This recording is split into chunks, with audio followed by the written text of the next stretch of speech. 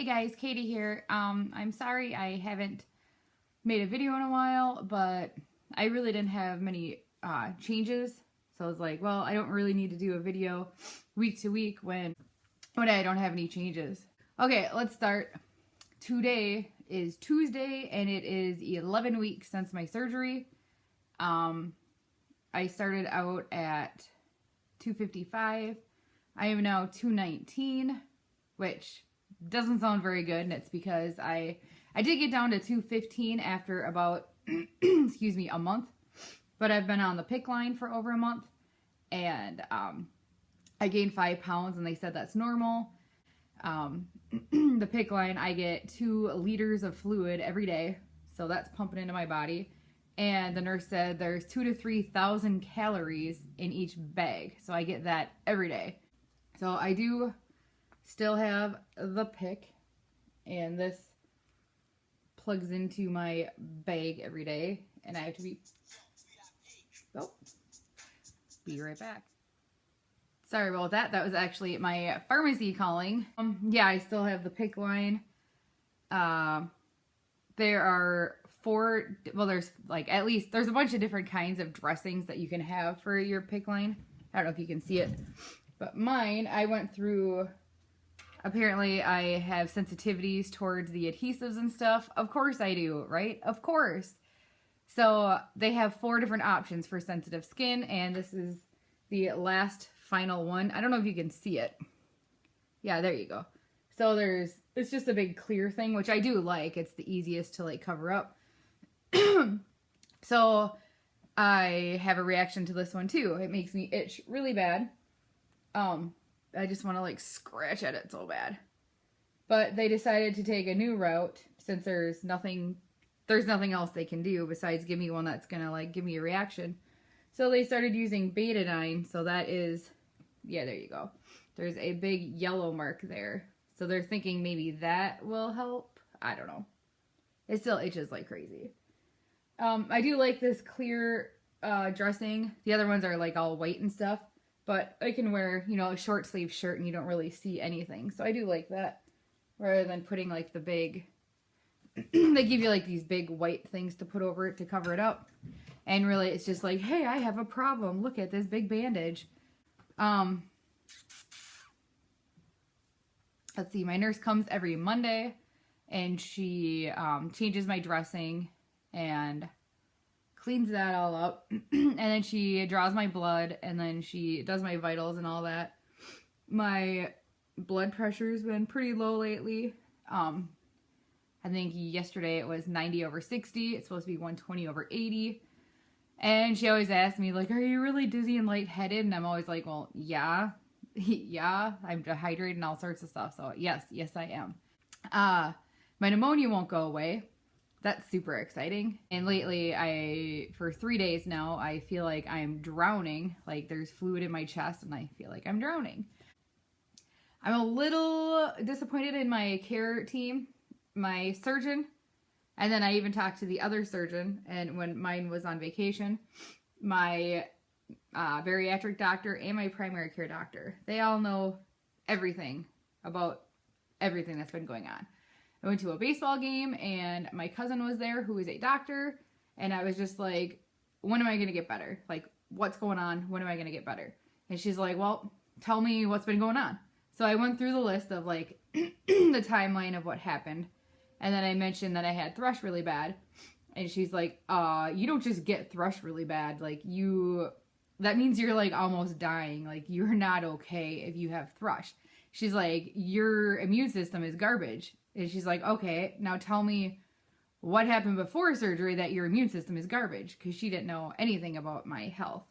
So I told her I had fibromyalgia, and I had, well, when I'm like stuttering. When I was pregnant with my little boy, I was like 9 months pregnant, and I thought I got bit on the ass by a hornet. And it wouldn't go away. And I actually, when I was delivering him, the doctor saw it. And she's like, Katie, what the hell is on your ass? And I'm like, I got bit by a hornet. Of course I did. Things like that happen to me. It's part of my daily life. So, didn't think anything of it. And then all of a sudden, it started to multiply into many hornet bites on my ass, which obviously that didn't happen. So then she brought in other doctors to look at my ass. This is right after I had a baby. You know, you wear like those big nice diapers because you have stuff gushing out of you. So yeah, that was awesome to have different doctors like standing there looking at my ass, like bent squatting down, like looking in at my ass. Oh my God, that was terrible. So they all came up with that it is a lupus rash. So my doctor wanted me to go see a dermatologist. I couldn't get in until December to see the dermatologist. And those things were on my ass since August. So I went to go see the dermatologist and they almost totally cleared up. Now what they looked like, it was like my upper ass. Well, it was my ass and then going upwards. It looked like I got shot with a paintball gun. Like I had like little welts all over going up.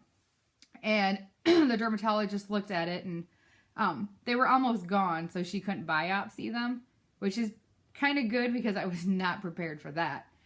So she looked at it and she's like, yeah, this very well could be a lupus rash. I've never seen them in this location before on someone. Usually it's their legs or their face right here. But of course me, I got to break all the rules when it comes to health. So she said it very well could be a lupus rash. And then she looked at my blood and she's like, my blood work. She's like, you absolutely have an autoimmune disorder. You need to see a rheumatologist. It's like, okay. So then I went to my doctor and she's like, yeah, we'll do more testing. And then there's something called an ANA. And if that's positive, I guess you have lupus, but only 40% of patients actually show up positive when they do have lupus. So she referred me to the rheumatologist and I never went because if I don't know I have anything wrong with me, there's nothing wrong with me. That's how that works. So I told my cousin all this and she's like, yeah. So I have fibromyalgia. I have Raynaud's, which you can Google that. That's another, I didn't know that was an autoimmune disorder. So apparently you usually get multiple things. So she's like, yeah, if you have thrush, or you had thrush, then you probably have, well, she's like, you have autoimmune disorders or some sort of autoimmune issues. You need to go see a rheumatologist or you will never get better. So, she kind of gave a rundown too that, I was really bad when I was pregnant. And then, she said how you can get it with my fibromyalgia. I supposedly got it from a traumatic experience, which was having hyperemesis when I was pregnant. So lupus either runs in your family, which it doesn't in mine, or it can be drug induced. And I was on so many medications for my entire pregnancy. So my cousin thinks that's where I got that. I totally just spit. And then I kind of went down the timeline and she said, you know, your lupus was in remission and you were doing okay. She said it gets worse when it's cold. She said that antibiotics like bring it out and different medications can. So she said that I was probably in remission and it might have showed its face before. I had fibromyalgia. So when I was diagnosed with that, I kind of just put lupus on the back burner thinking like, no, I'm fine. It's just fibromyalgia. I don't have lupus. And I still don't know if I do. My cousin's sure there's something there that I need to get checked out.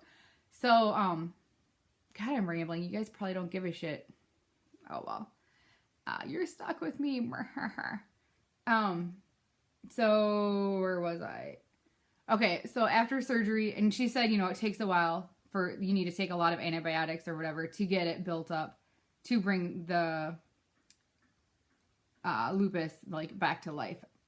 So she said, how many days did you start getting sick? She's like, I'm sure you didn't start feeling sick like this right away, which she's totally right. It was day 8 that I started getting sick. 1 through 7, I was fine. So she said the different, you're pumped, you have antibiotics in your IV, you're given antibiotics to take. So day 8 is when, boom, it hit me and I got hyperemesis. She said she never, you don't have that unless you're pregnant. So it's really rare, which of course I get the rare shit. So, yeah. And then she's like, that's why you're not healing. Your pneumonia is not going away because your immune system is garbage. And then I had a UTI that wouldn't go away. I had a yeast infection that wouldn't go away. I had something else. I don't remember what. I don't know, but it didn't go away. So, last Thursday I went to the doctor and I felt like absolute shit. and I had a fever, like the bariatric doctor. And I had a fever, and I was sweaty, and I had the chills. I felt fluish. So she instantly sent me to the hospital, and I had to do a blood culture, and you get the results back faster at the hospital or something. I'm not sure.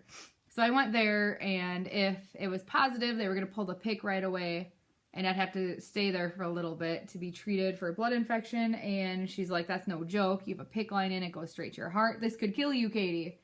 It's like, okay, so this is how it's going to happen. I pretty much feel like I'm going to die. Like, this is going to end me. So that's how I feel. Nobody likes when I say that, but I mean, I don't know. It's just how I feel. So it did come back negative, so that's good. That's very good. Let's see what else. Oh, I got a thing from work saying I'm going to be terminated because I didn't work for the past 60 days. And I did go in the other day just for a couple hours, and I just dinked around on the computer. So that'll hopefully go okay. So I hopefully will get the Picc out soon. She wants it out soon because I guess after having it for over a month, this is when things start to go wrong, like infections and blood clots and stuff. So I eat pretty good. I'm starving all the time. I don't think I told you guys that. I feel like a newborn baby. Like, you can just eat a little bit, and then you're absolutely starving, and then you eat a little bit. So I'm like hungry all the time, which sucks. The whole thing with the surgery opposed to the lap band was that I thought when you got the sleeve or the gastric bypass that they like cut something so you're not like a gland, so you're not hungry anymore or you don't feel it. That didn't last very long. They did say that eventually your body will create whatever that is in another area or another gland. So yeah. I'm supposed to drink 80 ounces a day. That's not going to happen. I've been pushing to drink 20 ounces, and I was pushing to get 10, so I am doing better. Let me show you what I recently purchased. So yeah, I've been averaging probably about 20 ounces a day. And I am on a Facebook site, like a Facebook group for sleevers. And everybody's like, you got to get a cup with a straw. It goes down faster. It goes down easier. Just do it. So I went to Starbucks and I got this. I just took it out of the fridge, so it's all like condensated. Oh, I'm so itchy. I just want to like scratch. If you're wondering what this says, it says second star to the right from Peter Pan because I'm a child. Yeah, so I've been getting probably about 30 ounces in with just drinking out of a straw. I try to, if I'm sitting there watching TV, I try to like hold my cup in my hand while I'm sitting there, which is terrible, but it goes down faster, better. It is now 1:11 in the afternoon, and that is the first I've drinking all day, and I've been up since 7, so it's probably not good. I think that's all I have. I'm sorry this video was so long. I'm sorry it's been so long since I've done a video. I guess I will update you guys on... Oh, I really don't want to go to a rheumatologist, because right now I have to see... I still see my primary care doctor to keep her updated. I see the bariatric doctor every Thursday, and then my nurse comes every Monday. So it's like at least 2 days a week I go to the doctor. Or I see a doctor, nurse, whatever. It's like, I don't want to add a rheumatologist to this, but I know I'm not going to get better until I get this under check. Look at this. This is so gross. I feel like my face has gotten more slender, but then this is just all like bleh. So when I went to work, everybody looked at me like they saw a ghost. I don't know if I looked like shit that much or they hadn't seen me in a few months or what the deal was, but everybody's just like, oh, Katie, are you okay? It's like, yeah. Or it's like, I don't know what to say to that because they don't know what's going on. Yeah. That's all I got. All right, guys. I'm going to get this edited and hopefully get it up right now, okay? Thanks for watching. Bye. And thank you, everybody, for commenting and caring about me. Like, that really, it makes me feel good. I feel like, oh, man, the day that I went to the doctor and I had, like, flu-like symptoms, and they were doing the blood test, and she said, like, this could kill you, I was in, like, a deep, dark spot. I just laid in bed and cried. Like, I don't know how I'm still going. I don't know, but that almost did it. It was like, I'm done. Like, this is it. Like, I'm done. But, I don't know. I'm back to normal. Just doing what I do. I guess if my kids keep me going. I don't know. But I'm not gonna get all sappy. Bye guys, thanks for watching.